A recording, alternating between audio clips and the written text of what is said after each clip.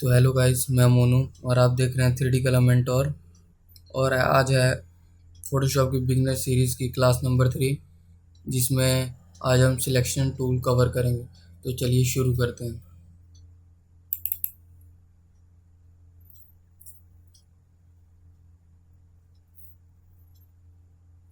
तो ये सब तो मैंने सिखा दिया। सिंपली एक हम फाइल क्रिएट करेंगे और हमारे पास ये कैनवास आ चुका है। पिछली 2 क्लासों में हमने ये ऊपर मूव टूल और उसके नीचे जो ये मार्केट सिलेक्शन टूल्स, जितने भी ये चारों सिलेक्शन टूल हमने देखे थे, और भी कुछ टूल, 7 के टूल रह गए हैं जो सिलेक्शन टूल के रिलेटेड ही हैं। तो उनको आज हम देखेंगे, वो सातों के साथ आज हम कवर करेंगे ताकि हम अगले टूल पर भी जा सकें। सिंपली मैंने वही सेकंड क्लास वाली एक रेफरेंस इंपोर्ट कर लिया, जिसके ऊपर मैं आपको सातों के सातों सिलेक्शन टूल्स को वर्क करके देखेंगे हम। तो सबसे पहला है सिलेक्शन ब्रश टूल। ये 2025 में और तो आई थिंक 2024 में ही मिलेगा, उससे नीचे वालों में शायद ये नहीं है, उसमें ये 3 ही है। तो ये जो हमारे पास ऐड ऑन हुआ है ये 2025 वर्जन का है।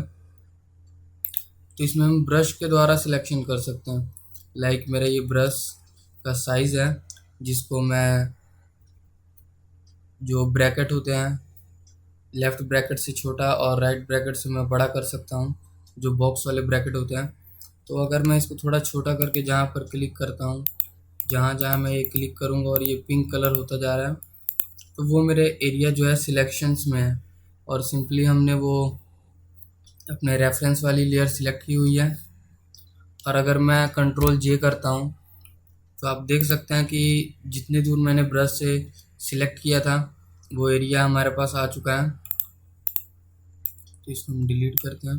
तो ये ब्रश सिलेक्शन टूल इसी तरह वर्क करता है। हम कलर कर सकते हैं, जितने दूर कलर करेंगे, जितने दूर हम ब्रश को चलाएंगे, उतने दूर हमारा सिलेक्शन बनता जाएगा। और नेक्स्ट सिलेक्शन टूल है लासो टूल।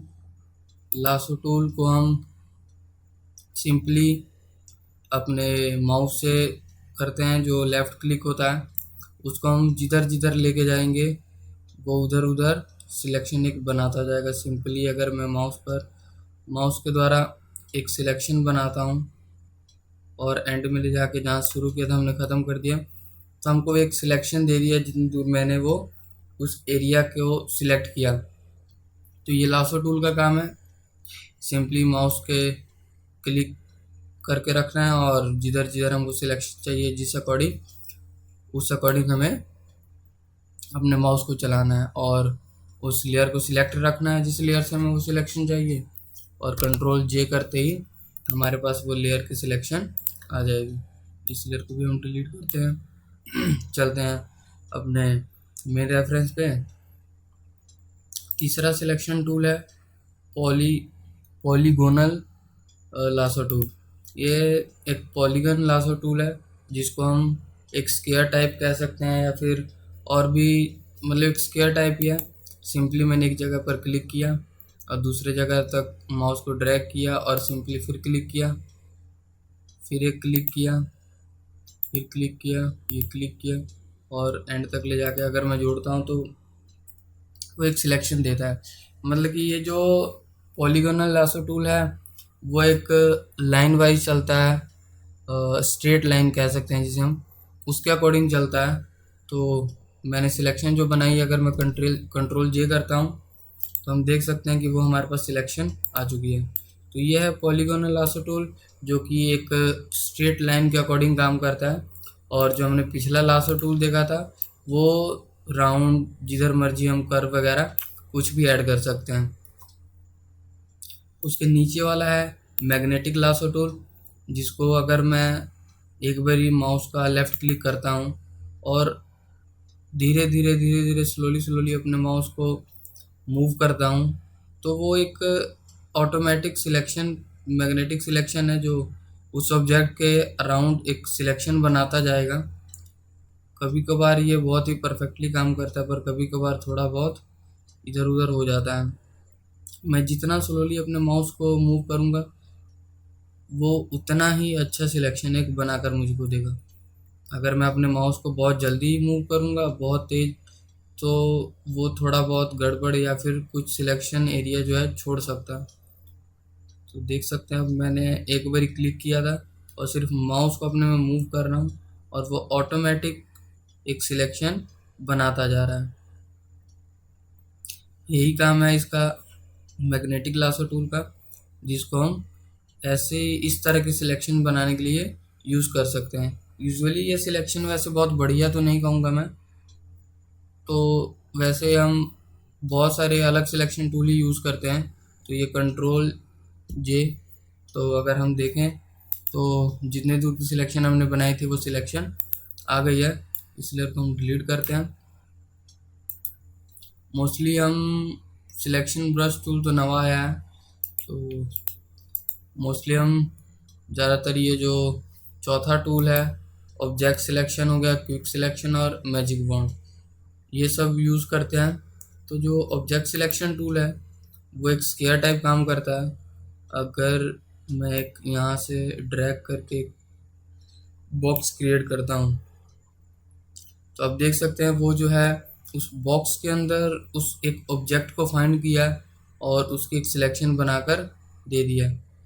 ये सब जो टूल हैं परफेक्टली उतना काम नहीं करते हैं कई वक्त, तो हमें मैनुअली भी उसे सिलेक्ट और डिसलेक्ट करना पड़ता है। तो ये जो सिलेक्शन उसने बना के दिए प्रॉपर नहीं है, ऊपर से थोड़ा एरिया एक्स्ट्रा इधर से कट गया। और अगर मैं इसको कंट्रोल जे करता हूँ तो आप देख सकते हैं कि उसने वो एक सिलेक्शन बनाकर मुझको दे दी। तो नेक्स्ट सिलेक्शन टूल पे बढ़ते हैं। नेक्स्ट सिलेक्शन टूल है क्विक सिलेक्शन टूल, जिसको अगर मैं सिंपली एक जगह पर क्लिक करता हूँ, वो मैटर करता है कि हमारे ब्रश का साइज़, कि हम अपने ब्रश के साइज़ को कितना रखते हैं। तो मैंने आपको तरीका बताया था, जो स्क्वायर ब्रैकेट होता है, अगर राइट वाला क्लिक करेंगे तो ब्रश का साइज़ इंक्रीज़ होगा और लेफ़्ट साइड वाले से डिक्रीज़ होगा। अगर मैं थोड़ा सा अपने ब्रश के साइज़ को बढ़ाता हूँ और लेफ़्ट क्लिक करता हूँ, तो उतने दूर के एरिया को उसने फाइंड किया और सिलेक्ट किया। और अगर आगे सिलेक्ट करता हूँ, क्लिक करता हूँ, तो वो धीरे धीरे आप देख सकते हैं कि एक सिलेक्शन बना रहा है। और अगर मैं इसको अब कंट्रोल जे करता हूँ, तो आप देख सकते हैं कि उसने एक सिलेक्शन बनाकर मुझको दे दिया। ये सिंपली हमारा जो है ऑब्जेक्ट सिलेक्शन टूल है, जिसमें हम सिंपली क्लिक कर कर एक सिलेक्शन को बनाते हैं। ये हमारा लेयर अलग सिलेक्ट है, और अगर मैं सिंपली इस पर क्लिक करता जाऊँ तो ये कलर के अकॉर्डिंग धीरे धीरे आगे बढ़ता जाएगा। ये जितना हमारा ब्रश का साइज़ रहेगा उसके अकॉर्डिंग ये जाता जाएगा।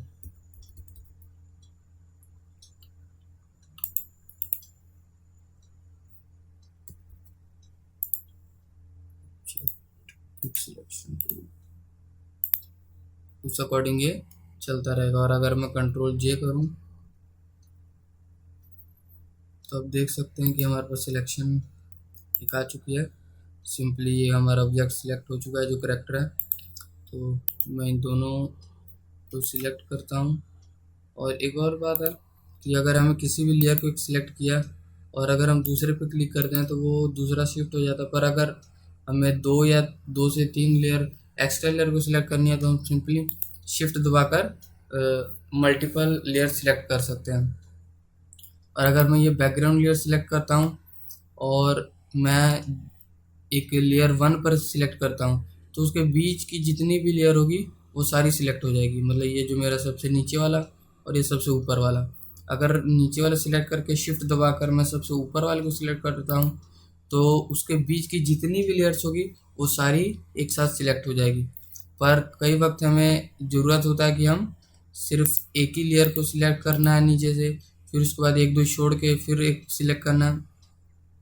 तो सिंपली मैंने सबसे नीचे वाले पे क्लिक किया, और अगर कोई बीच की लेयर छोड़नी है हमें तो सिंपली मैं कंट्रोल क्लिक करूँगा, और कंट्रोल क्लिक करने के बाद सिंपली उस लेयर पे सिलेक्ट करूँगा, क्लिक करूँगा, तो देख सकते हैं कि ये नीचे वाली लेयर और एक लेयर छोड़ के उसके ऊपर वाली लेयर सिलेक्ट हो चुकी है।